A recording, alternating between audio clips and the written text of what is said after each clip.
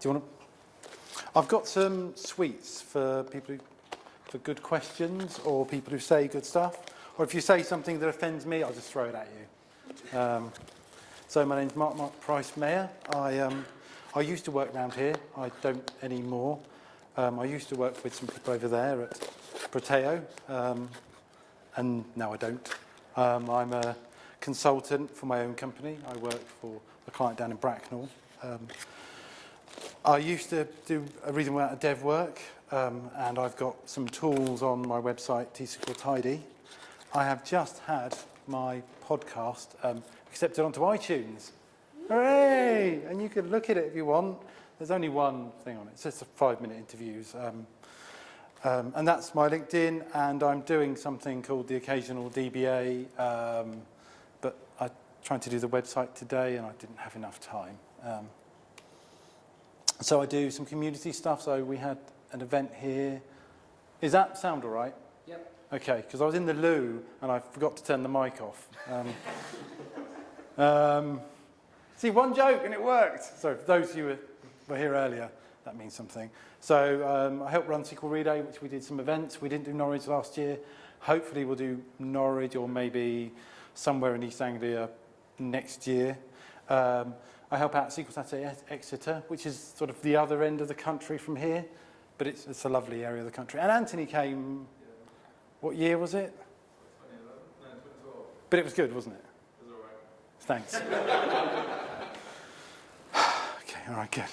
And I volunteer at a conference called SQL Bits, and that's where I'm doing my new podcast. And if you see me limping slightly, is anyone squeamish? No? Do you want to avert your eyes? I was trying to get fit, because I put on a bit of weight when I was at Potato. And I was doing judo my first night, and I managed to break my leg. And so I managed to sort of break it down here, from the top down to about most of the way down. And that's so nice. My children wanted these. They think it's really cool having like a robo-daddy. Yeah, it still hurts. And I can tell when the weather's getting bad and stuff now. It's like having my own sort of internal weather forecast. Okay. So what we're going to cover tonight, how to use a Mac with lots of people watching you, file open recent. There we go. All right, scroll. Oh, there's... Okay. So the reason I did this presentation is I was doing some reading and I was looking at some tools, and there are some tools that Microsoft do that are free. They produced internally, so you can diagnose problems in SQL Server and in Windows as well, but they sort of moved over to SQL Server. That's free, it's available to everybody, but I don't think people use it. And it will literally tell you what it thinks is wrong with your server. So why aren't we using it? If you have a support call with Microsoft, they'll get you to run this tool. You'll send the stuff to them. They'll run a second tool, and then they'll tell you what's wrong with your server. So it's the tools that they use, and you can use for free. And it's all available on Codeplex. I've got the URLs later on. But I wanted to, it's a little fiddly, which is probably why people don't use it. And it's called SQLNexus. So it's that one here. And there's also, but you need to know about these two tools first for this one to make sense. There's a tool called ClearTrace. There's a couple of tools here. Who's heard of Adam Mechanic for the database people? So you know about who is active, and who's aware of Bren Tozar? Okay, good. Well, both of you, excellent. Okay, and who's heard of Observer? You can pretend to put your hand up if you want. Okay, so who here has SQL Server? Who's got monitoring tools on it? It's free. You know, it doesn't cost you anything. And it's the same tools they use for Stack Overflow. If any of you have heard of that, use it for answering questions. All right, so and these ones are fiddly, but they give you a lot of detail. This is cool for running traces. Who runs Profiler? You run Profiler on, not on production servers. No one would do that, would they? Except for potato. Yeah. And then there's these tools which are really quick, really easy to run, and a little bit harder to understand, but the guys have put a lot of work in, and there are reasons why you would use the top set of tools rather than the bottom set. And this is mostly demos. So I'll probably sit down and, there we go. There's that one joke gone. So these are tools to add into your arsenal. No, not that kind of arsenal. So these are just extra tools that you probably have your own tools, your own, yeah, terrible. My wife said, don't do it. She said, don't make the joke. Did anyone find it funny? Oh, okay, look, there's a sweet. So you go, compliments will get you sweets. You're looking very handsome today, Mark. Those kind of compliments. How are you doing? So SQLDiag was created by the customer support services in Microsoft.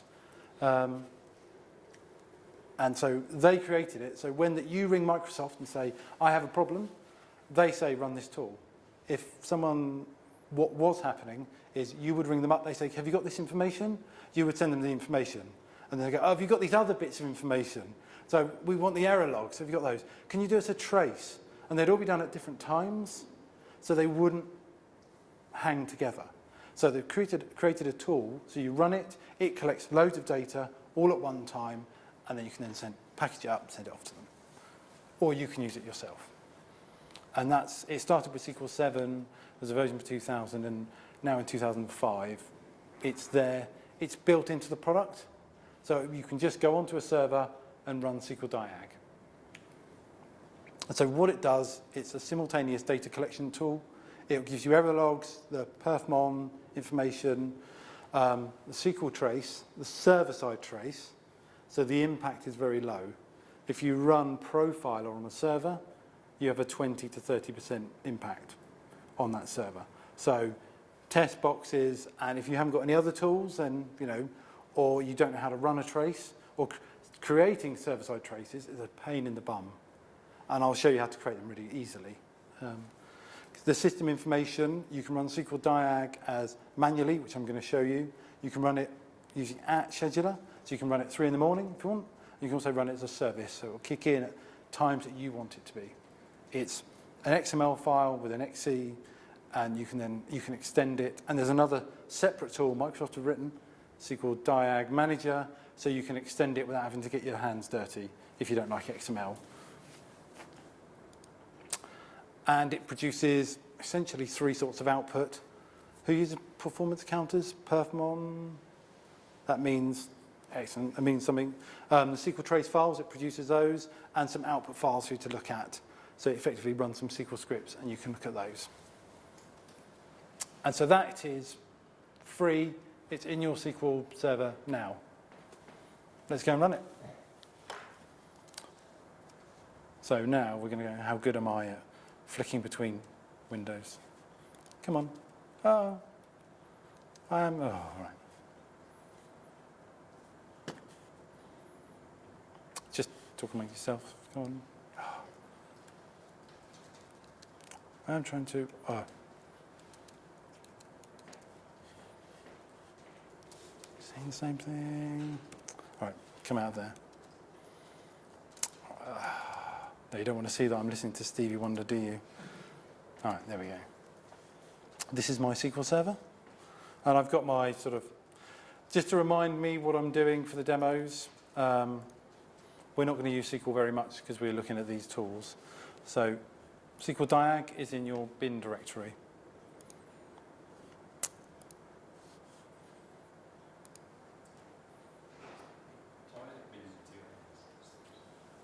I have no idea. We just sort of accept these things and no one questions them and go, yeah, well, of course it's bin with 2 ends. And you run it.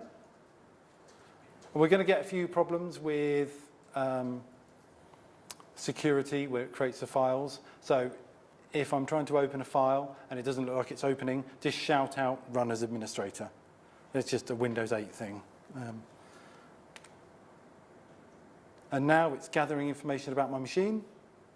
So you would run this on your production SQL box.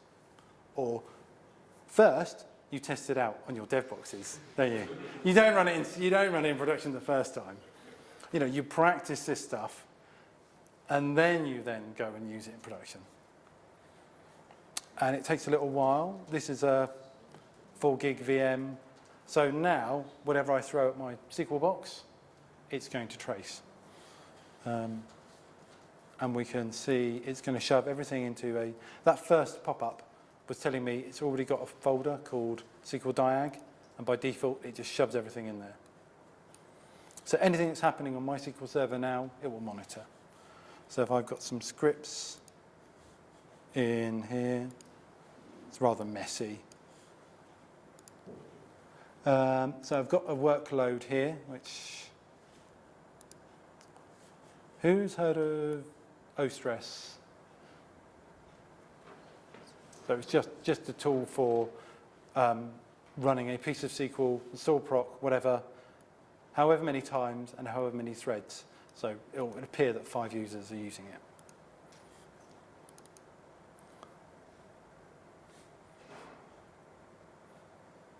So it's just finished.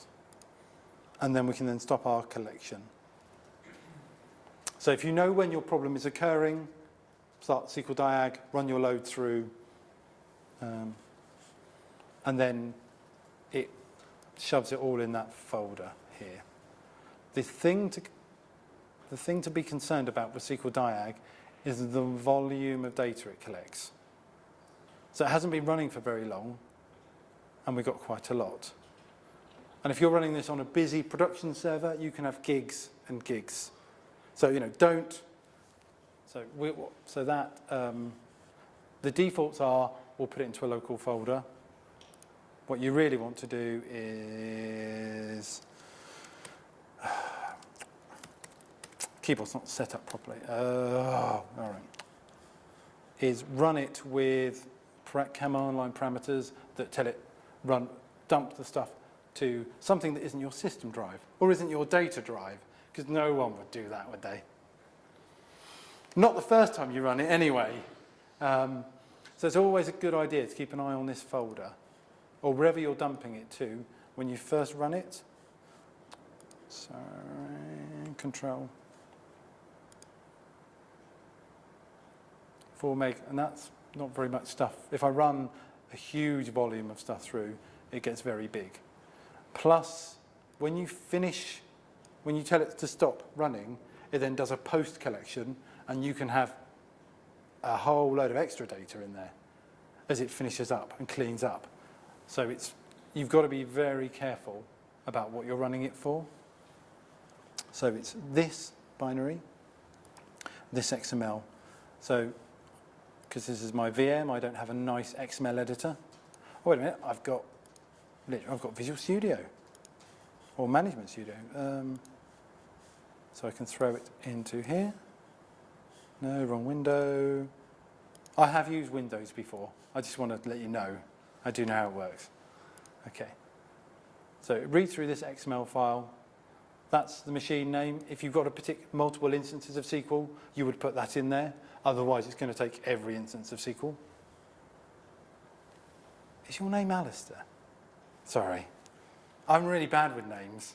And in here, these are all the performance counters it's going to get. And they're all true. Every performance counter is in here. So it's going to catch. So these are all set to false.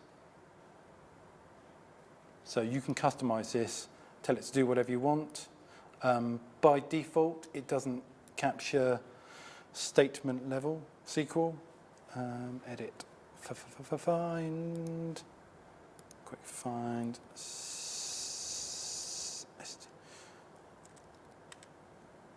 Yeah. So if you want to capture what's going on at statement level, you would set these to be true. But it's a bit of faff, isn't it, going through this XML stuff? But effectively, that's in your SQL Server now. You can go and run it, and you collect stuff. But it's a bit of work, isn't it? So what they've created are some scripts you can download from a website called SQLNexus.coplex, and these are called perstat scripts, and they have customized XML for you. So you don't have to know what you're running. You can just go, right, that's the one I want more information, I can run that. So I've downloaded them earlier, like a good Blue Peter person. I can say Blue Peter, no one was done from Blue Peter, were they? It's brute safe. Oh, God, not here. And I've dumped them in here, data collectors. And so there are ones for 2014, 2008, and so these are particular counters for the particular version of SQL, because they change over time. In here, there are effectively 3. So there's your basic trace, and I'll go into these and you can have a look. That's detailed, and that's for replaying. So it will capture all the SQL, we can record the trace, and then we can play it back on another server. So if we go into, this is the one I'll run. It's just running SQLDiag and telling it which XML file to pull up and where to dump the contents. So it's not doing anything particularly clever, but it's just a pre-configured XML file. And it has a few extra bits of SQL, some persnats, which then get generated. And it will dump it into this folder, so I can delete that folder. No. So I'm just having Mac issues. I should have brought my proper mouse rather than the magic mouse. It's not so magic in Windows. There we go. Continue. And so I can download these, shove them on the production server, and then I can start recording again, just by running that.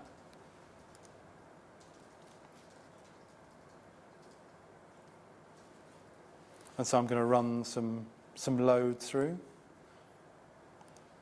We'll go for normal, shall we, rather than heavy? Because obviously it will take a while. So has anyone got any questions? No, offering people sweeties is wrong, isn't it? Is it possible to actually diagnose what's going on with this, or is it just collecting data for Microsoft? No, this is collecting data for us to consume later. That's the perfect question. One I'm going to answer in a bit. Because you don't want to send the stuff to Microsoft because it will cost quite a lot to have a support contract with them. But the fact they've made these tools available for everyone else to play with, then why are we sending it to them anyway? But we have to record this stuff. This uses up this space. So this would be recording stuff. So this is my workload running. This is my folder. It's a gig now.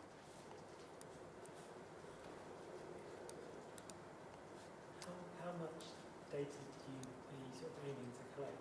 Does it sound a bit difficult to deal with when you're looking at the tool? Well, you want to collect enough to recreate your problems because so if you can collect 2 minutes worth or a minute worth or 30 seconds worth, super. But if you don't know when your problem is going to occur that day because you've got a specific issue but something happens, so we'll just close that. So now my work is finished. It's going to run. So now, see how long it's taking? It's doing the post bit. That can use up a fair amount of disk space. So how much have we used up now? So this is writing to your SAN, your network drive. It should be writing to your SSD. You want it to be as fast as possible. You're not going to have a lot of space on your SSD. So you've got to be careful. That's now 2 gig. So if we have a quick look. That is the perfmon counters. And these are all the SQL trace files.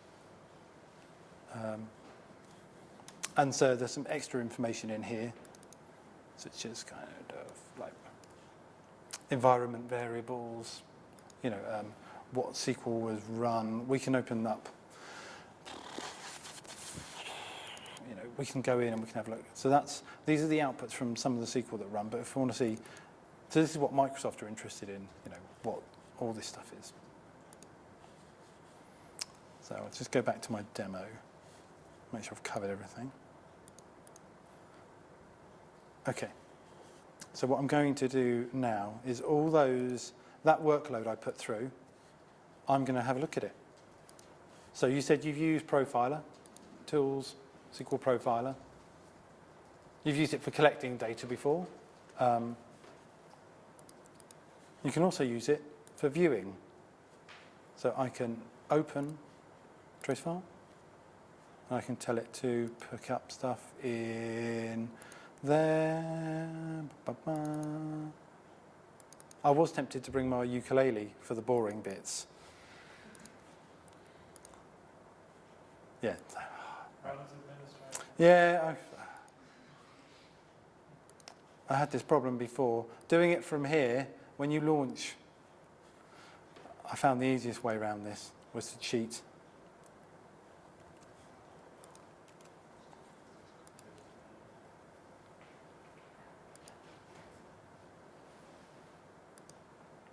For some reason, those files get blocked up.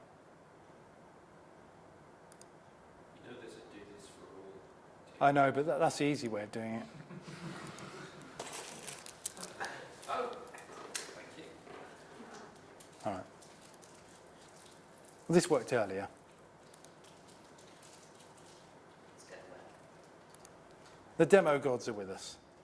I sacrificed a chicken earlier, it's fine. They are the rules. You have to sacrifice something.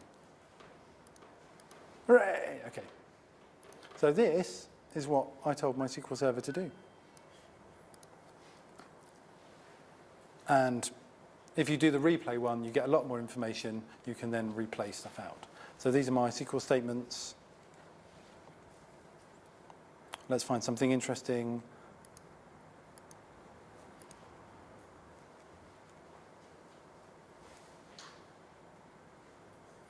There's a show plan. But the idea is that you could spend all your life recording a problem and then going through these files. And there's a lot of data in here. And it would take me quite a long time to go through here. But I don't want to do that. What else was I going to show? Oh, who's seen PAL? Performance analyzing logs thing, whatever, something. Tool from Microsoft, another free tool from Microsoft. So all the perfmon counters were all captured in our trace, and then we can analyze them using this tool. So I can tell it where that counter was. There. And then I can tell it I'm doing SQL 2000 and it doesn't, R2. They haven't got 12 or 14. There's a beta version, 2.5, which will probably have it. And so you can use, so these are specific counters for these specific products. So do people have any of these products? Can you see any of those? Who's got Exchange? Everyone who's got Exchange has got Exchange problems. And those poor SharePoint people. We won't talk about them. So if you've got VMware, so these are specific counters for specific products. But what we can also use this for is doing export, this one here. So I can export the counters I want to catch. So I can install PAL on my server, install PAL on my desktop, press this button here, and this will then export all the counters that I want for perfmon, and I can capture them myself. So if you've got any of those other products, you can then just use, so instead of having to know what to capture, because that's always the hardest bit, I'm going to record stuff that's happening on a server, I then analyze the logs and go, I've missed something. I'm then going to have to go back and try and recreate it. So I can use PAL, tell it what OS I'm on, how much memory I've got, and then this, when I hit finish, this will go away for about 8 minutes. Who wants to sit here for 8 minutes? Okay. So what I've done is I've already run it. And if we're lucky, this is the output. So this is what the PAL output is for SQL Server over that workload. So these are the things that were happening. So red is bad, yellow is pretty bad. So it's telling me all this information. And so I could just address the red bits. And I can go, well, got latch problems. I think there were problems with the I/O subsystem, stuff taking too long. My latch weight is very high. My locks, I'm getting lots of locks. And then I've got some pretty pictures. And really, if you were just sending this off to your manager to say that we need to address some issues with our server, you can see how many problems there are on my server. They should be all white. It is just a poor VM. Right. So it's analysing and doing a load of work for me that I don't have to do. I don't have to understand what each counter means. I just record it, I shove it through PAL, and PAL will tell me. This is how much free space. You know, I had some, I had less. Thanks. You know, this is my average disk reads per second. So you can see how it's, but I've got issues where it keeps spiking. It should be very, very low. I think there's a disk queue one as well, which goes pretty high as well. So really, I've got quite a few disk issues. Now, for an SSD, that's probably quite a problem. So it's probably more to do with my application and what it's doing rather than the actual disk itself, because I know I've got a fast disk. And look how much, I mean, we can't go through all of this, but there's loads of information. And that's PAL, just pal.coplex.co.uk. It's just worth having a look at some of this stuff. So I'm in here, great.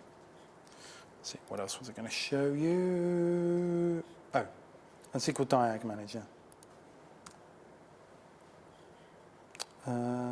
SQL nope.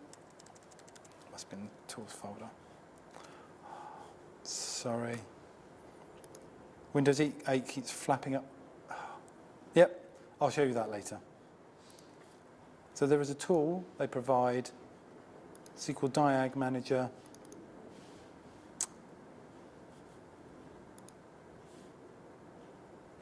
Did I not? I thought Diag Manager.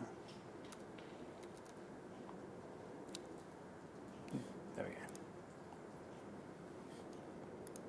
Run as administrator. So we can go through that. This is a tool. We can go through that XML file, that big one, with all the things we want to capture, and we can tell it to capture even more things. So who's got analysis services? Who has problems with analysis services? Right. You can capture stuff for analysis services. You know, you can capture stuff with, you know, SQL 2005 perf stats. So you can customize it. There are some templates for each particular version. But that's, if you're not happy about getting your hands on in the XML, this is a perfect tool. But that's not really good enough, because they're, you know, we've seen the SQL scripts coming out. We've seen perfmon running. Where are we? So I've shown you all of those. So now we get onto SQLNexus. And to be honest, I tried to get this working twice. The first time I failed. I still have the marks on my wrists where I was hurting myself from it. But I persevered and I did it again.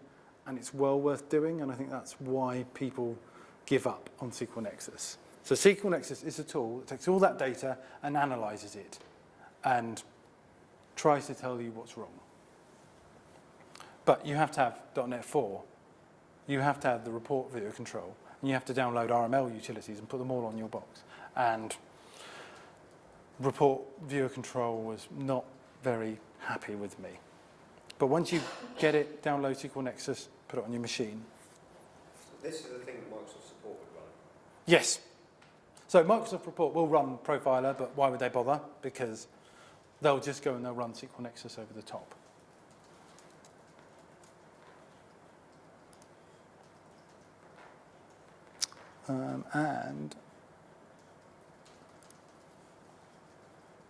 But you see, it's not very pretty in the fact that it's not packaged up massively well.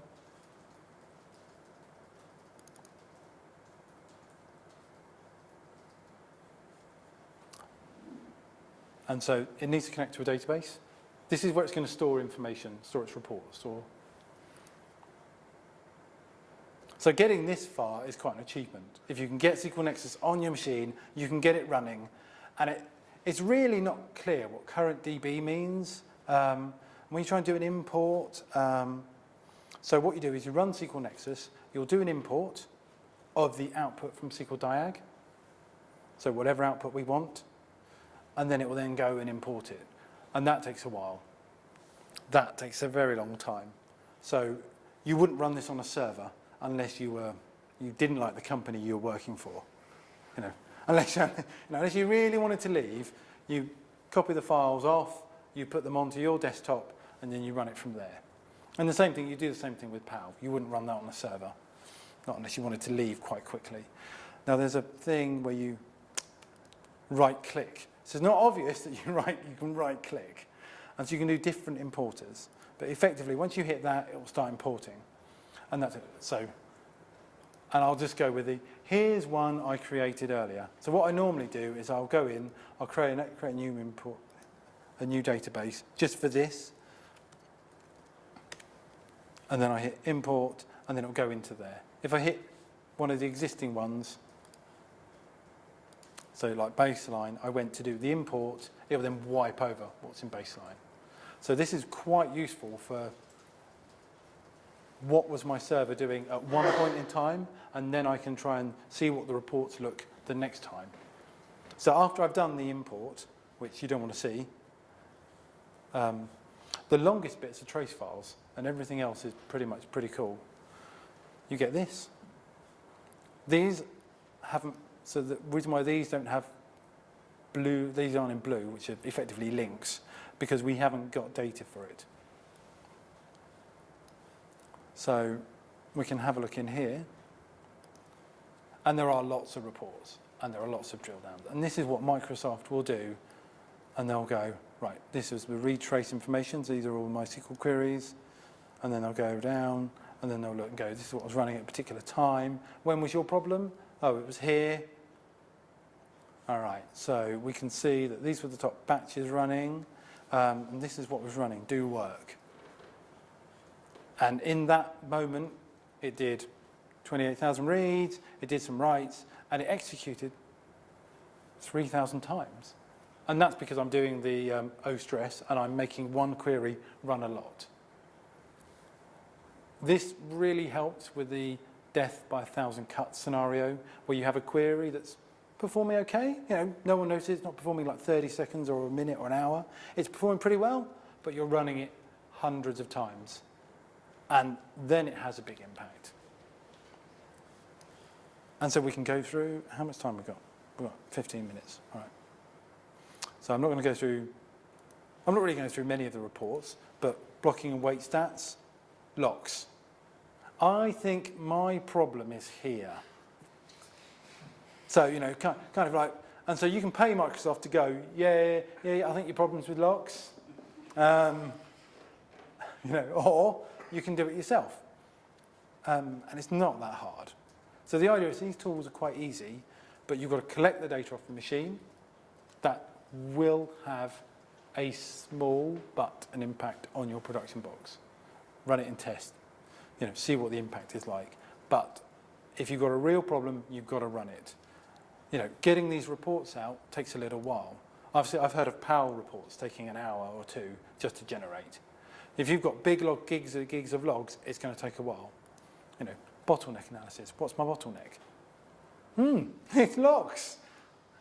I think I've got a problem with logs. And the fact I've written it, I have got a problem with logs.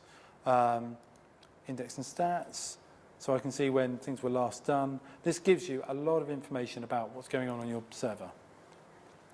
And it's free. Why aren't we using it? Because it's a bit tricky. And I think, and they don't really shout about it, but these are the tools that Microsoft use. You call product support. I know someone in the team. He sent me Skype the other day. He's trawling through these to help me out client. So has anyone used SQLNexus? Just a question. Can I just take a trace and import the trace file? Yeah. So that's Nexus. So in the import, you can just tell it the folder, but you can do the right click and just say, right, I just want, right, there's, should be able to just, so there's an enabled bit on there. There's no, so I can turn that off and I can do, this is where the right click is just, there's no obvious right click, you know. Maybe that's the problem with kind of people aren't using it because it just isn't. So, It's pretty designed for internal use, isn't it? yeah, I mean, that's where it started. And they've just exposed it out to everyone. And it's in their interest to make it not particularly easy because then everyone would use it. No, that's not. Okay, it's a little unfair because it is quite good. But it's just that sort of initial getting over that hump of the fear of it running, the fear of the impact on your server. And, you know, fear does drive a lot. So we've got 15 minutes. Right. So what I wanted to cover, so who's used let's make sure I've covered everything in there. Diag Manager. Excellent. Okay. So who's heard of, you've used Profiler, and that runs effectively a client-side trace. Who's used, everyone's used Profiler. We love I love Profiler. Don't get me wrong, it's a great tool, but it's running locally on your machine, and so it's sending all that data, and it can have quite a big impact on the server. And so what we should be running are server-side traces, but they're a pig. So there's a tool called ClearTrace which helps, partly because it gives you some scripts that you run and you put in master, which basically set you up for it creates a default server-side trace for you. And it has a 1 to 2% impact on the server. So you don't need to know, if you go in to try and create one yourself, which is what this is, you need to know which event IDs you want. You know, it isn't easy. You know, if you create a server-side trace, you have to create the trace, you have to give it the path, you have to tell it what I'm after, and then you start it. And then you have to run a separate script to stop it. Because who hasn't run Profiler and then forgotten about it and walked away from their desk and come back after lunch and realised it was running all the time? No one in this room. So this is quite useful. So initially they give you these scripts, and one of the cool things about it is that when you start running it, it'll only run for 5 minutes. So if I forget, it's just going to stop. So now that is doing a server-side trace and dumping into that folder now. So any workload I produce, like magic, it's just doing it in the background. And I can go into, you can see where it's running, temp, see data, there it is. I had a trick with opening it up, so let's create a copy before. So if I create some workload, I'm very tempted to run this one, but it does take quite a while. Let's run new. All right. We've got 10 minutes, okay. So now it's running server-side trace, and it's just, if I look at CPU, all right, it's SQL, and no stress. And that's because of the workload. If I turn the workload off, which is right. It doesn't really know the server-side trace is running. It uses that little, you know. Explorer is using up more, but it's still writing out to a file. So that's very cool. But what I wanted to do is show you how to create them really quickly. So there's a tool which we use for analysing them called ClearTrace. I won't have enough time, but you can download it. And that goes through the entire trace and tries to clear out all the noise. So if you're running queries with lots of parameters, it will not show that query multiple times. It will show it once and show that it has a parameter. So you know that that query has been run 1,000 times, but with different parameters, where before you'd see it be running once, like here and here and here again. So it does that for you. All right. I'm just conscious of time, and I wanted to get onto the monitoring, that was all. And I've forgotten to turn off my server-side trace. That's very naughty, but it will finish in a few minutes. All right, let's do these very quickly. So if you're not aware of a guy called Adam Mechanic, he's written a script. What do I do? See, I should have done this earlier, shouldn't I? So he's written a script called Who is Active, and that tells you what is going on your server right now. So if I run my workload again, and I run the light one, so it's nice and quick, and I do this, it's finished. Let's run the bigger one. All right. All right. There we go, lots of threads. Okay. So I can see what's going on, what queries are running, what that query is waiting for.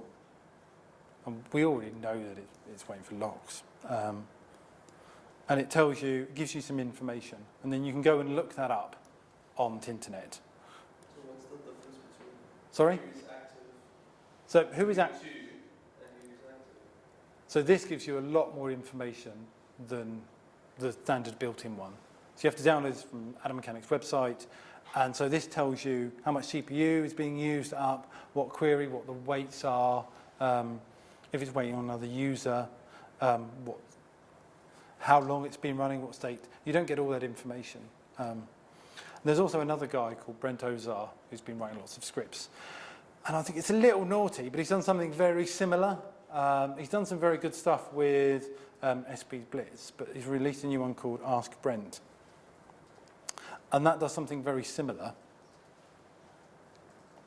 But it gives you the wait stats, but it also gives you the URL, so you can go and then look it up straight away, off his website, of course. I found this, put the wait stat into, Google it with Bing, or use Ask Jeeves, whichever your favorite search engine is, and you can come out with loads of stuff about why that thing is happening. And so that's telling me exactly what the problem is. But that's right now, running right now, and I don't have to do the thing of collecting the stats. So it's very good for just going in, seeing what the problem is right now. So a lot of people like these tools, and that's probably why they get used more than, SQLNexus. So what I wanted to do, and he's got some more scripts. SP Blitz is quite a good one that will tell you if stuff isn't configured quite right on your server, according to Brent. Because it is the world according to Brent. SP Blitz, there we go. Blitz index is quite good, tells you which indexes are not being used and which ones are missing.